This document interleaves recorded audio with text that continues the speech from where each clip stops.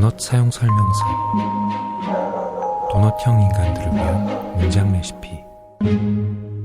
여기서 이제 신체 활동이랑 많이 예를 드니까 얼마 전에 아주 잠깐 친구가 이제 스케이트보드 같은 거를 타가지고 롱보드를 타길래 한번 너도 타볼래? 이래서 탔다가 저는 이제 균형 감각에 대한 좀 그런 두려움이 커서 그 손잡아주고 조금 탔는데 아, 나 못하겠어 라고 그냥 바로 내려왔거든요. 너무 겁나가지고. 근데 스스로도 그냥 이거 나 못해 라고 생각을 내심 정해두고 하면 당연히 못하겠죠? 그치만 그래도 친구가 타랬으니까 한번 타봤어 라는 핑계를 저 혼자 좀 위안을 삼는 거예요. 근데 저 좀 많은 부분, 특히 자신 없는 걸 할 때 좀 이런 경우가 되게 많았어요. 그래서 이제 운동이나 이런 거를 배우지 않는 이유도 나는 운동신경이 없어라는 걸 이제 중고등학교의 그 체육활동을 통해 너무 크게 갖고 있기 때문에 그런 자세를 내심 갖고 있는데 이게 좀 많이 찔리는 말이었어요, 저에게. 그게 뭐 꼭 운동뿐만 아니라 여러 분야에서 네, 뭐 만약에 예를 들어 성인이 돼서 딱 한 번 새로운 언어를 배워보려고 한 적이 있는데 어떤 언어요? 불어를 잠깐 한 2달? 초급반 다녔었는데 그때도 목표가 막 유학 준비나 어학이 아니었기 때문에 같은 반에 엄청 중요한 목표를 가지고 이제 다니는 분들이 많으니까 전 정말 취미였거든요. 그래서 사실 다 나가긴 했었어요. 그러니까 결석 안 하는 걸 뭐라 그러죠? 갑자기 생각이 안 나요. 개근만 생각나. 개근을 했는데 왜 개근만 생각나는 거야? 맨날 이렇게 빠질 생각만 해서 근데 결국 개근을 혼자 했는데 근데 그냥 예습복습 그냥 적당히 하고 나가는데 의의를 둔 그런 정도로 한 거죠. 그래도 개근하는 게 진짜 쉽지 않은데. 근데 그거예요. 이 스스로 애썼다고 속이는 게 그거예요. 그냥 나가서 앉아있는 거니까. 경희님이 얘기한 거랑 다르게 나중에 다른 약간 인간상이 나오는데 좀 약간 그런 제가 좀 싫어하는 인간상이 좀 나오긴 하거든요. 약간 홀릭돼서 자기한테 만족해서 애쓰는 사람들 네, 있잖아요. 네. 그 인간상에 대해서 되게 이제 다루는 편이 있었는데 맞아요. 조금도 나아지고 있는 게 아니다. 이렇게 여기서 못 보는 부분이 있죠. 되게 매정하게.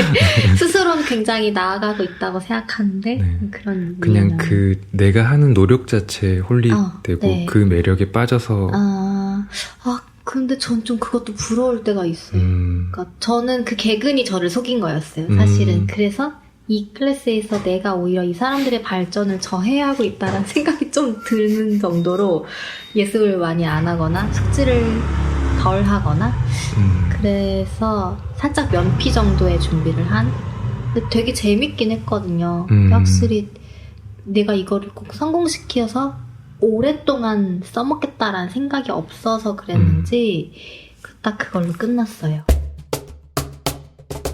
안 해야지 하는 말들이 몇 개가 있어요. 그러니까 누군가와 대화를 할 때 이런 말들은 좀 안 해야지라는 것들이 있는데 그 좀 뭐 여러 가지가 있겠지만 오늘 이 주제랑 조금 맞는 얘기 중에 하나가 그건 불가능하지 않을까? 라는 얘기를 제 스스로 약간 금기어 같이 왜냐면 그 얘기를 하는 순간 뭔가 이렇게 식어버리는 느낌이 들어서 그리고 알고 있는 내용이에요. 알고 있어요. 라는 얘기, 그 두 가지를 좀 안 하려고 노력을 하거든요.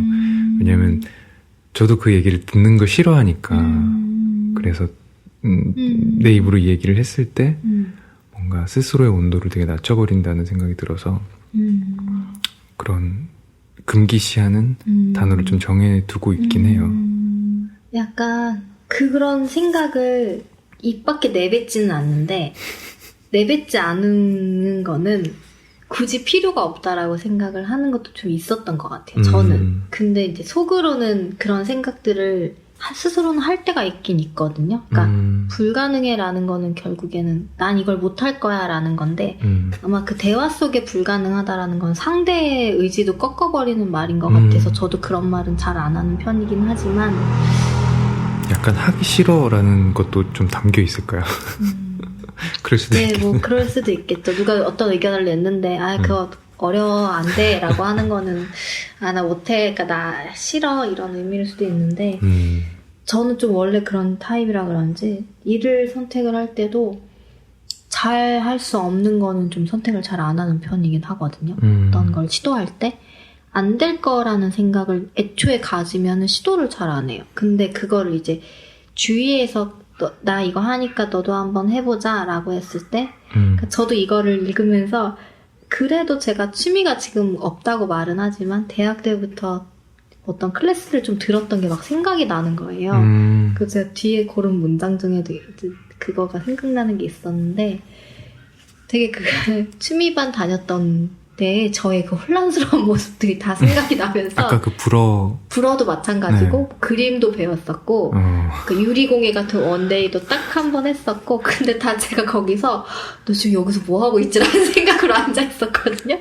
근데 그게 다 엄청 배움에 저항하는 태도였던 거예요. 스스로 애썼다라고 생각을 하는 건 그냥 그거 자발적으로 신청해서 나 여기 나와 있어 도망치지 않았어가 제가 스스로를 속일 수 있는 제일 쉬운 방법. 그러니까 나를 여기 갖다 놓는 거까지는 저는 하는데 그 다음에 계속 그 자리에서 열등생처럼 구는 게 있어요. 제가 그 반의 열등생처럼. 학생을 동정하는 건 안 된다라는 얘기도 나와요. 근데 그것도 실패를 하고자 스스로 원하는 학생이 동정을 사는 것도 그 속임수라는 뉘앙스로 저는 읽었거든요. 네, 자기가 열등생인 척을 해서 강사의 어떤 동정을 끌어내는데 그게 결국에는 강사가 무언가를 가르치려고 하는 걸 되게 방해한다 라는데 저도 사실은 좀 열등생인 척을 좀 많이 잘 했던 것 같아요. 보드게임 같은 거 배울 때도 진짜 모르는 척을 할 때도 있고 진짜 모를 때도 있으면 도와주잖아요. 네. 그런 걸 좀 많이 끌어내는 사람이었던 것 같아요. 못하는 거에 대해서. 그래서 누가 보면 되게 좀 별로인 태도라고 생각을 할 것 같아서 그런 생각들이 이거 읽으면서 되게 많이 나더라고요. 약간 어린 시절 깍두기를 많이 했나요?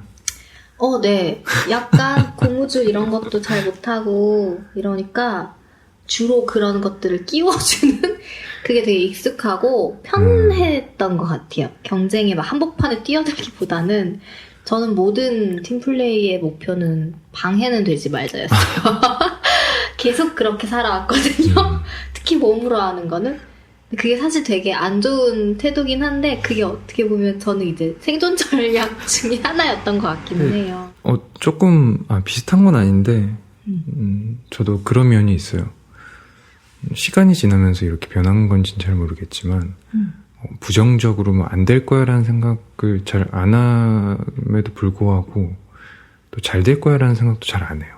이건 좀 그냥 다른 얘기인데 아침에 왜 지각의 위기가 아슬아슬할 때 있잖아요. 근데 집을 나가면서 아니야 이 정도면 안 할 수 있어 라고 하면 꼭 그런 날 지하철 늦게 오고 무슨 일 생기고 꼭 낙관했을 때에 결과가 안 좋았던 게 정말 무수히 그냥 습관처럼 반복되니까 의식적으로 안 좋은 최악의 결과를 생각하는 게 좀 어느 순간 많아졌는데 최근에 그게 너무 싫어진 거예요. 최악의 경우는 뭐죠? 아니 단적인 예는 그거지만 최악의 경우는 다음 문장으로 넘어갈까요? 네. 네. 세 번째 문장. 네. 51쪽에 있는 내용이고요. 실패에 대한 두려움은 새로운 것을 배울 때 겪게 되는 문제를 지속시킨다. 두려움이 문제를 유발하는 바로 그 마음가짐에 우리를 묶어놓기 때문이다.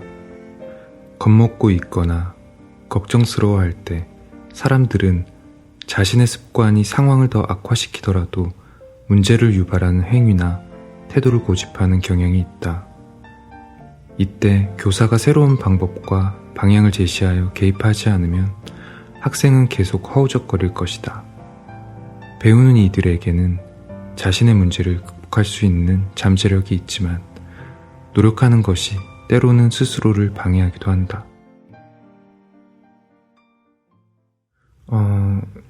이 책 읽으면 학생이라는 단어가 되게 많이 나오고 네, 교사라는 말도 네네. 여기서 가르치는 이에 역할 자체가 뭔가 되게 분석하고 되게 분해하고 행동 자체도 되게 여러 단계로 나누어서 이 행동이 어떻게 이루어지는지에 대해서 굉장히 좀 많이 묘사를 하잖아요. 네. 보통 저희들은 그렇게 생각하지 않죠. 그냥 하나로 걷는다라고 하면 그냥 걷는다? 로 생각을 해버리고 먹는다 그러면 먹는다라고 생각을 하고 근데 저희는 사회인이잖아요. 네. 근데 여기서 학생이라는 단어를 보면서 좀 나는 좀 늦었나? 하는 생각이 좀 들기도 했었고 네. 저희 대한민국은 네. 의무 교육 기간이 있잖아요. 네. 언제까지죠? 6학년 때까지인가요? 지금은 중학생까지인가요? 것 같아요. 네. 그래서 의무 교육 기간이 되게 중요하다는 생각을 좀 많이 했어요. 그 전까지는 교육이라는 거에 대한 불신이 남들보다 되게 많았었고 꼭 저런 의무 교육 기간을 지켜야 될까? 무조건 다녀야 될까라는 생각들도 되게 많았고 무조건 고등학교, 대학교까지 그런 불신이 되게 많았었는데 이 책을 읽기 시작하면서도 그랬고 제가 어느 순간부터 이제 생각이 좀 바뀌었던 게 의무교육 기간이 되게 중요하구나라는 생각을 했었어요. 인간 같은 경우는 이제 나이를 먹으면서 저절로 발달이 이루어지진 않잖아요. 물론 피지컬적인 부분이 완성되긴 하지만 발달이 이루어지는 거는 계속 좀 배워야 된다라고 생각을 하거든요.